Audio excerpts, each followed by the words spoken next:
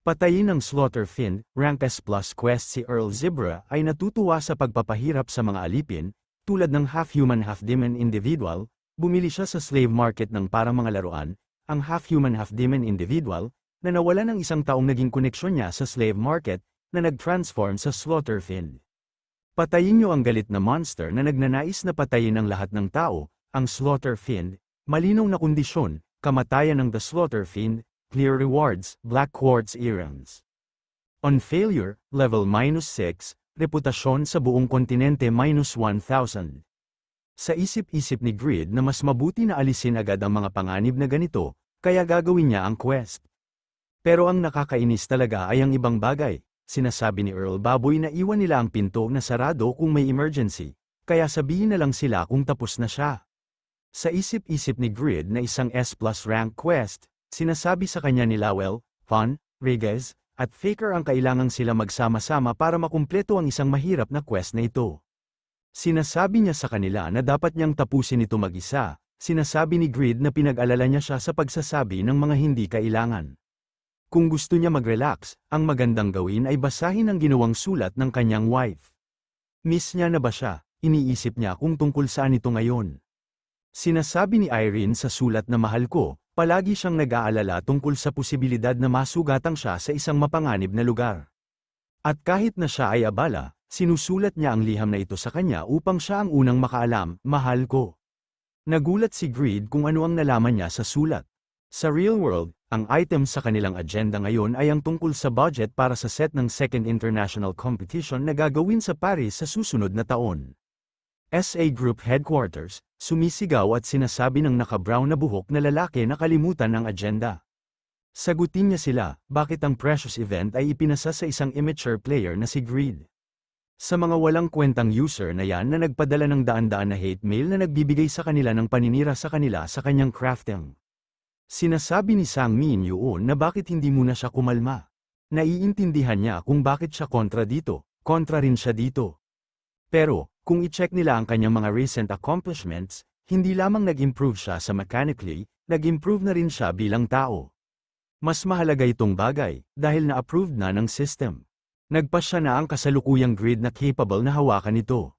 Nabuntis si Irene, congratulations sa pagbubuntis ng asawa mo. May qualifications siya para magpalaki ng anak, sinasabi ni Irene sa sulat na mula pa ng isang buwan, patuloy siyang nagduduwal. Nang nagpunta siya sa clinic para magpag-check up, sinasabi nila sa kanya na symptoms na yan ng early stage pregnancy. Sobra siyang nagulat, pero nalaman nila masyado siyang masaya sa anak ng minamahal niya. Nagulat dito si Grid sa nalaman niya, at sa isip-isip nito na posibleng ba na may ganyan. Hindi naman namamalaya ni Grid na inatake na siya ng monster. Habang iniinda ang sakit na pag-atake ng monster at sa isip-isip nito na may anak na siya. Ano ba ang nangyayari? Slaughter Fiend, pero, Director Yoon. Hindi ba ang sistema ng pagpapalaki ng bata ay layunin na maging experience at eksklusibong lang sa mga mature na player? Iba ang satisfy sa mga child racing simulation games kung saan pwedeng i-delete ng mga player ang kanilang mga characters kung mainip sila. Dahil may mga emosyon ng tao ang bawat NPC sa Satisfy, halos magiging ganun ang pagpapalaki ng bata sa totoong buhay. Sinasabi ng lalaki na kung pinabayaan nila o inabuso ang kanilang mga anak sa loob ng laro, baka ito ay makakuha pa ng hindi magandang atensyon at itaas bilang isang societal issues. Kaya ang pag-aasawa at pagpapalaki ng mga anak ay isang sistema na nakareserba para sa mga piling ilang users na may malaking respeto sa NPC. Sinasabi ni Sang Min Yoon na mayroon na rin mga user na nakagawian gumawa ng masama sa game sa kabila ng pagiging regular na mga tao sa tunay na mundo. Hindi niya masasabi na may lubos na kawalan ang pagitan ng game behavior at real-life behavior. Ang mga aksyon ni Grid ay natatangi sa iba, baka kulang siya ng social skills sa totoong mundo, pero sa laro. Iba siya, isang player na natuto at na-develop sa mundo ng Satisfy. Walang player na mas angkop na makatanggap ng qualifications na ito mula sa Morpheus kundi si Grid. Karagdagang, ang qualification lang ang nabigay sa kanya. Ang totoong pagkakaroon at pagpapalaki ng anak ay lubos na magkahiwalay na issue. Tinatanong ng lalaki kung ano ang ibig niyang sabihin. Sinasabi ni Sang Min Yoon na ibig sabihin na ang pagpili ng pagkakaroon ng anak at ang pagpapalaki nito ay kailangan ng lubos na ibang level na pasya. Welcome mo ba ang balita ng pagbubuntis ng asawa mo? At dagdag pa ni Sang Min Yoon na ito ay magiging mas mahalagang desisyon para kay Grid, na tumitingin sa NPC bilang tao. Dahil ang mabigat na desisyon ay kailangan ng mabigat na pasya. Sa isip-isip ni Grid na mag-focus, isang mahirap na kalaban ang nasa harap niya. Hindi pa huli kung mag-iisip siya pagkatapos matalo ang halimaw na ito. Pasugad na ang slaughter fin kay Grid, ang pagdiriwang ng pagsilang ng isang bata at ang pagpapalaki ito ay walang alinlangan na kailangan ng ibang level ng pasya. Magdesisyon ng mabuti, sa isip-isip ni Grid na nakakatakot kung paano naging makatotohanan ang virtual reality. At dahil totoo din ang feelings niya kay Irene, sobrang nagulat siya at hindi niya maisip. Tinamaan si Grid at sa isip-isip nito na damit, sobrang matagal siyang nag-react. Malakas siya, pero tiyak na dapat na iwasan niya ito. Mag-focus, mag-concentrate, dahil laging inaasahan ni Irene ang magkaroon ng anak na isisilang sa kanilang pag-iibigan, gusto niyang i-celebrate ito kasama siya. Natutunan niya kung ano ang pagmamahal kay Irene, pero bigla din ang resulta ng kanilang pag-ibig. Tinatanong ni Grid sa kanyang isip kung ano ang nangyayari. Kung hindi niya ito i-celebrate, sinasabi ni Irene na kung gayon po protektahan niya ang lugar na ito. Para magkaroon siya ng lugar na palagi niyang babalikan, mahal ko. Sa isip-isip ni Grid na gusto niya siyang tulungan para ma-achieve ito. Napaatras si Grid at malalim ang kanyang iniisip, at sinasabi nito na lahat ng hinahanap ni Irene. Lumabas at napansin ni Randy na wala sa pag-iisip si Grid at biglang umatake ang Slaughterfiend at nablock niya ito ng kanyang greatsword. Nagtaka naman dito ang Slaughterfiend, tinatanong ni Randy na kung nasaktan daw ba siya, nag-aalala siya sa kanya, sa isip-isip ni Grid na para kay Irene, gagawin niya kahit anong kailangan, pero, buhay ito, isang bagay na sobrang bigat, meron ba siya, na magpas siya na maging ama? Habang malalim pa ang iniisip ni Grid si Doppelganger muna ang lumalaban kay Slaughterfiend. Muntik nang tamaan si Randy buti na lang na block niya ito ng kanyang greatsword. Hindi gumaganti ng pag-atake si Randy at hinahayaan niya lang na atakihin siya ng Slaughterfiend. Kapansin-pansin na medyo naiinis na ang Slaughterfiend. Sa hindi inaasahan na hawakan niya ang ulo ni Randy. Sabay inatake ito ng kanyang sandata, habang nasa malalim na pag-iisip si Grid papalapit na sa kanya ang Slaughter para atakihin siya. Paulit-ulit na sinasabi ni Grid na siya ay isa ng ama. Napansin naman ni Randy na malapit na atakihin si Grid kaya prinutektahan niya ito agad. Sinasabi ni Randy na ang weird niya ngayon, may nangyayari daw ba? Humihingi naman ng paumanhin dito si Grid dahil sa nangyari. Sa isip-isip ni Grid na overwhelming siya sa pag-iisip, iniisip niya lang ang kinabukasan niya. Pero ngayon kailangan niya rin mag-alala sa bata. Gusto niyang pahalagahan ang bunga ng pagmamahal niya kay Irene.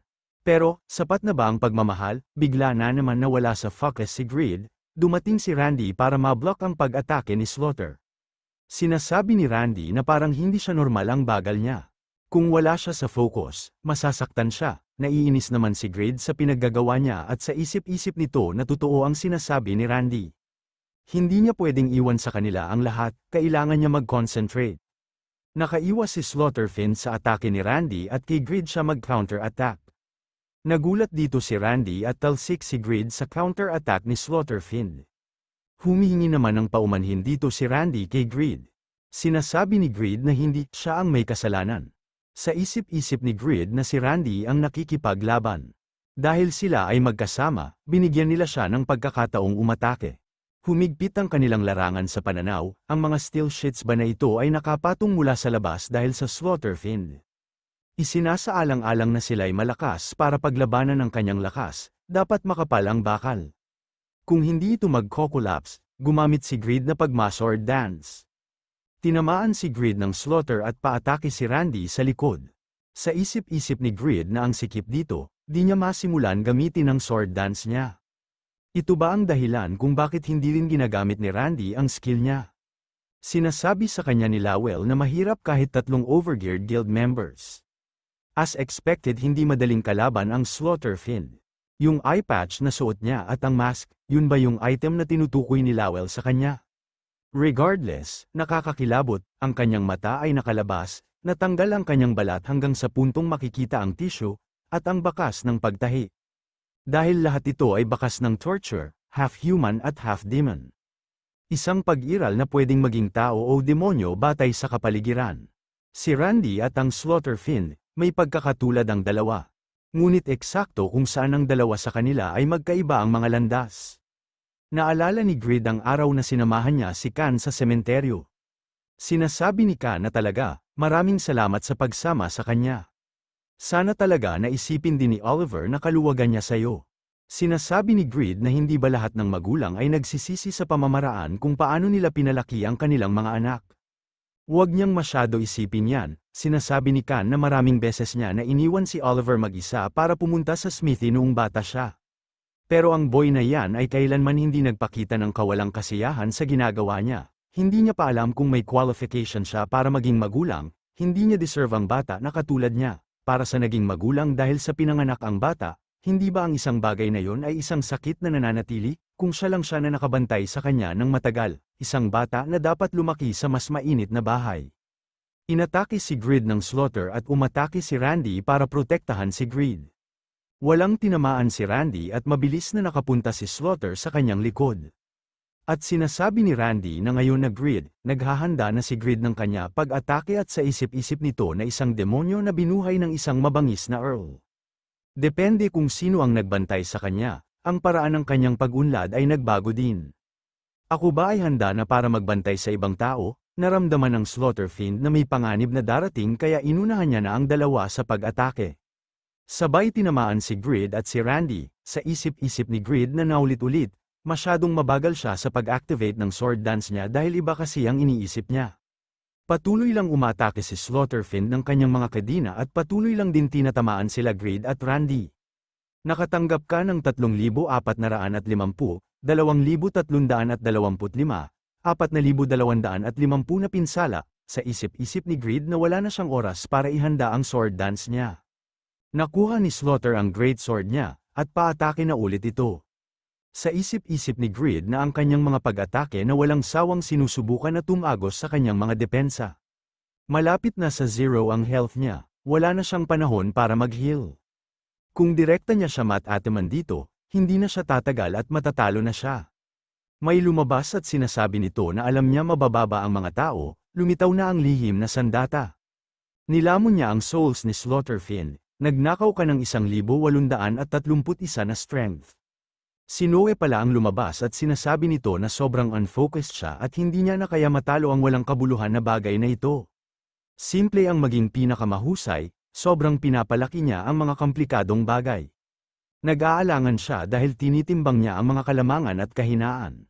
Sinasabi ni Khan na sa palagay niya ba may sino man na madaling mahanap ito sa unang pagkakataon, Grid?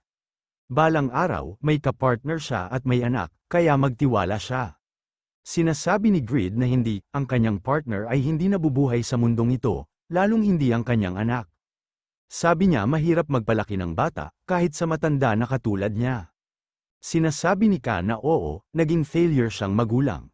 Ngunit si Oliver ay isang bata na nagmamahal sa kanyang mga pagkakamali, sinasabi ni Oliver na huwag siyang malungkot ama, ayos lang siya. Noong unang nagpunta siya sa Smithy, nag-enjoy talaga siya, lahat ay kumikinang sa kanya. Lubhang nag-enjoy siya sa tunog ng mga martilyo ng mga castem, sinungaling kung sasabihin niya na hindi siya malungkot.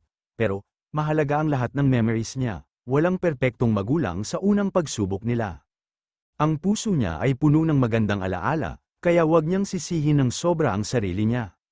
Sinasabi ni Khan na bata siya na magaling na guro.